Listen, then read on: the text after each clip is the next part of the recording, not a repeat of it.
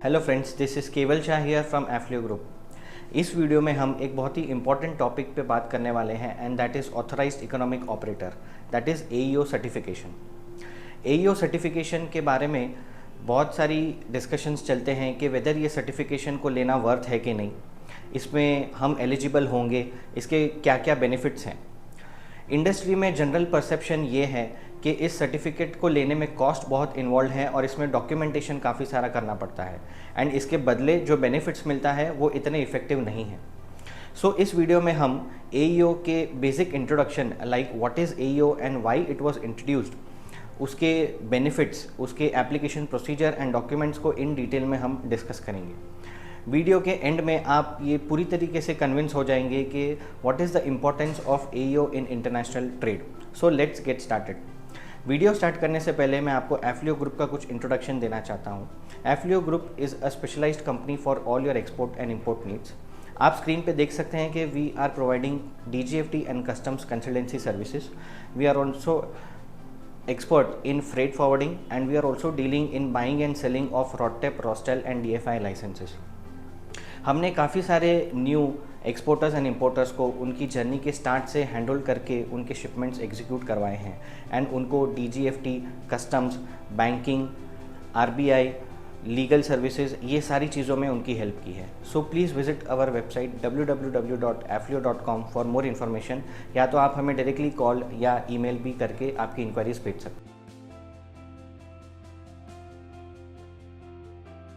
Authorized Economic Operator AEO is a certification issued by Indian Customs to all the entities that are involved in the international supply chain, जैसे कि importers, exporters, port authorities, warehouse operators, logistic service providers etc. ये certificate इतना important क्यों है? ये certificate इतना important इसीलिए है because this is issued by Indian customs but it is recognised by WCO, that is World Customs Organization. That means it is an international recognition for your company. After due diligence, ये certificate सिर्फ उन्हीं entities को मिलता है जो safe, secure and compliant international trade controls and practices को follow करते हो। एईओ का इंपॉर्टेंस समझने के लिए हमें पहले ये समझना पड़ेगा कि एईओ का लॉन्च हुआ क्यों था, इसके पीछे का लॉजिक क्या था उसको इंट्रोड्यूस करने के पीछे। जैसा कि हम सबको पता है कि Indian customs as well as customs of all the other countries हमेशा से ही ये एक चैलेंज फेस करते हैं कि कैसे वो अनलॉफुल ट्रेड को ब्लॉक करे and at the same time वो ये भी ध्यान रखे कि जो बिजनेसेस लेजिटिमेट ट्रेड में इन्वॉल्व हैं उनके कस्टम्स के प्रोसीजर को कैसे वो स्पीडीली एकम्प्लिश करे ताकि उन्हें कोई इनकन्वीनियंस ना हो। हम अक्सर ये देखते हैं कि कस्टम के स्ट्रिक्ट कंट्रोल्स के वजह से जो बिजनेसेस लेजिटिमेट ट्रेड करते हैं उनको भी कभी कभी हरासमेंट एंड इनकन्वीनियंस फेस करना पड़ता है। सो इससे आपको समझ में आ गया होगा कि एईओ सर्टिफिकेशन उन सारी एंटिटीज़ के लिए हैं जो लेजिटिमेट ट्रेड में इन्वॉल्व हैं and by the way of AEO उनको डिस्टिंग्विश किया जाता है फ्रॉम नॉर्मल क्राउड एंड उनको एक स्पेशल ट्रीटमेंट दिया जाता है in customs so that they don't face any inconvenience.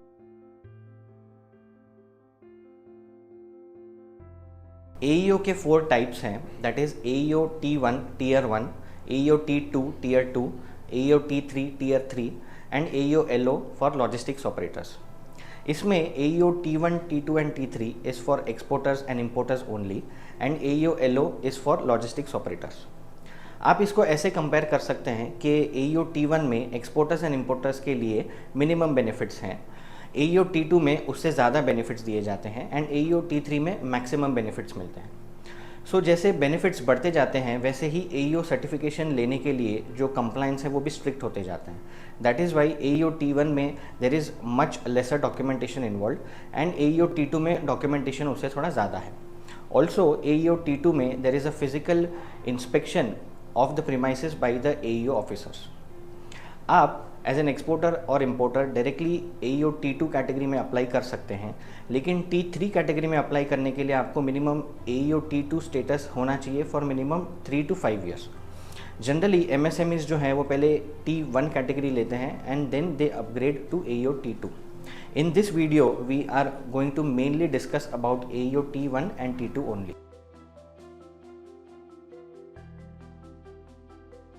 Eligibility criteria for AEO certification, which we will discuss now, is majorly similar for AEO T1 and T2, with the only difference that T2 में documentation थोड़ा ज़्यादा है and a physical inspection is involved. पहले तो आप एक बात ये क्लियर कर लीजिए कि ऐसा नहीं है कि AEO सर्टिफिकेशन सिर्फ बड़ी कंपनीज विथ लार्ज टर्नओवर को ही मिल सकता है, ये नॉर्मल MSME यूनिट्स को भी मिल सकता है. इनफैक्ट गवर्नमेंट ने MSMEs में AEO सर्टिफिकेशन को प्रमोट करने के लिए उसकी एलिजिबिलिटी क्राइटेरिया को भी काफ़ी रिलैक्स कर दिया है एंड डॉक्यूमेंटेशन की रिक्वायरमेंट भी काफ़ी कम करती है. So now let us discuss eligibility criteria for AEO with respect to non-MSME units and MSME units. The first important criteria is for non-MSME units, that is importers and exporters ने last financial year में a minimum of 25 import-export documents handle किए होने चाहिए. That is, they should have filed a total of 25 shipping bills and bill of entries combined. Whereas for MSME units, the minimum requirement of documents is only 10. The second important criteria is that the applicant should be financially solvent for last 3 financial years, whereas for MSME units it is for last 2 financial years only. The third important criteria is that the applicant should have a continuous business activity for last 3 financial years, whereas for MSME units it is for last 2 financial years only. This condition can be relaxed by the AEO program manager on a case-to-case basis. The last and the most important criteria is कि applicant के ऊपर कोई भी show cause notice pending नहीं होने चाहिए involving fraud, forgery, smuggling etcetera, and there should be no case in which prosecution has been launched against the entity or any of its senior management in the last 3 financial years, whereas for MSME units it is for last 2 financial years only. Image में आप देख सकते हैं कि हमने एक simple comparison दिया है for eligibility criteria with respect to non MSME units versus MSME units, which is self explanatory.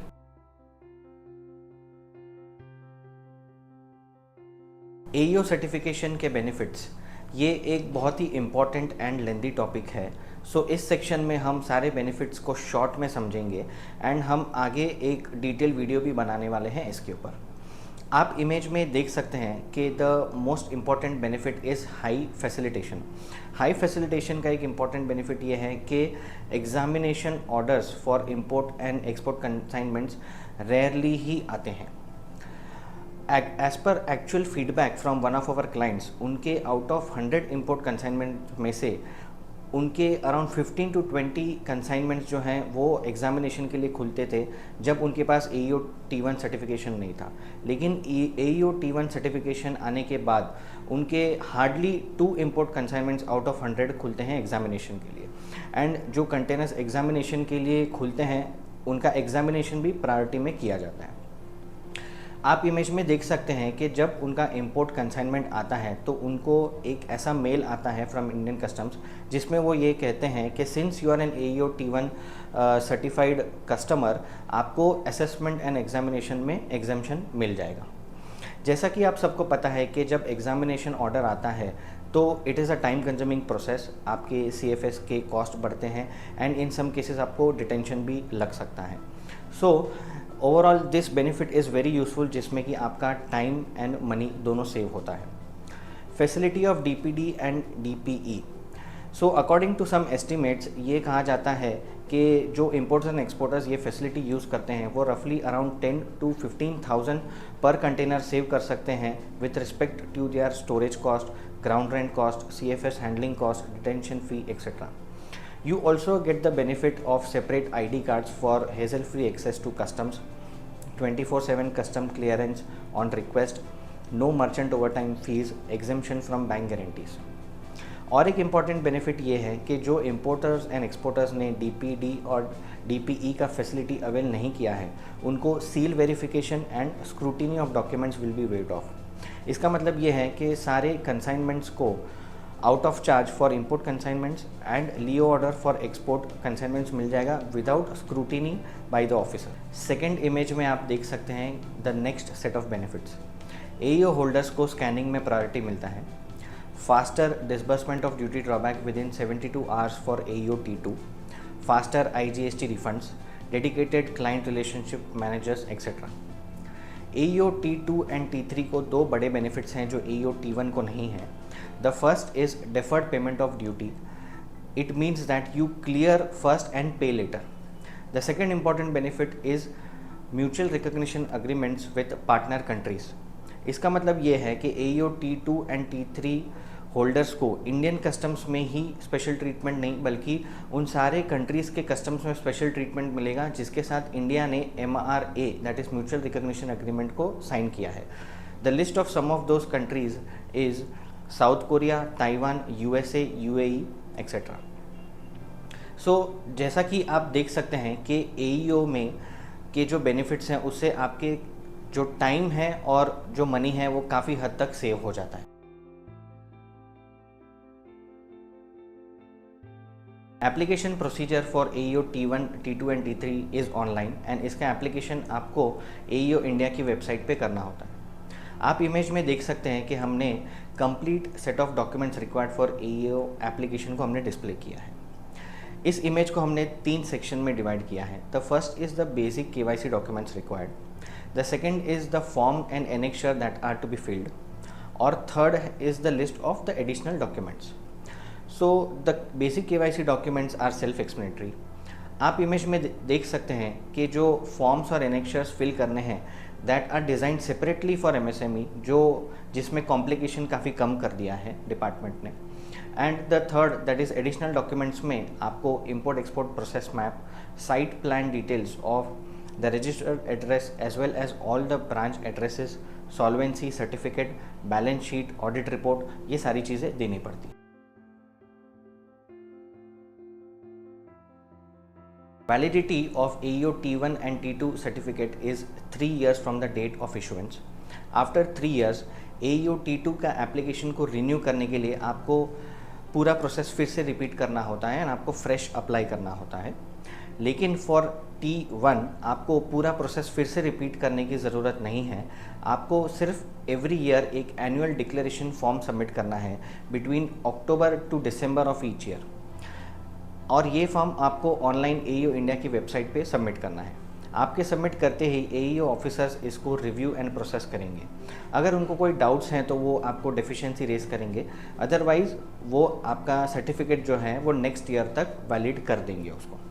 यहाँ पर एक बात नोट करने जैसी है कि AEO T1 के लिए अगर आप ये annual declaration form every year नहीं भरते तो आपका सर्टिफिकेशन कैंसिल हो सकता है. एंड सर्टिफिकेशन कैंसिल होने के बाद आपको फिर से पूरा प्रोसेस स्टार्ट से सारे डॉक्यूमेंट्स आपको सबमिट करके फ्रेश एप्लीकेशन करना होगा.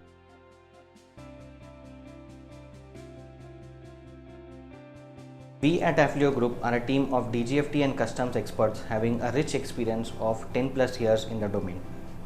जैसा कि आप सबको पता है कि आजकल की फास्ट पेस लाइफ में एक बिजनेस हाउस की एफिशिएंसी को इससे मेजर किया जा सकता है कि कैसे वो अपने ऑपरेशंस को फास्ट मैनर में एग्जीक्यूट करता है. सो आपके इसी गोल को AEO सर्टिफिकेशन एक बहुत ही बेनिफिशियल रोल प्ले कर सकता है. एंड जैसा कि हमने इस वीडियो में देखा कि the government is promoting the participation of MSMEs in this programme. So सारे MSMEs को AEO सर्टिफिकेशन लेने में काफ़ी सारे बेनिफिट्स हैं. हमने till date more than 200+ AEO T1 certifications कराए हैं and more than 50+ T2 and T3 certifications issue करवाए हैं. So please get in touch with us for any of your AEO requirements and our team would be happy to help you. अगर आपको कोई भी doubt हो तो please comment section में लिखिए. एंड अगर आपको ये वीडियो अच्छा लगा हो तो please subscribe to our channel and share this video with your other industry friends. Thanks for watching the video.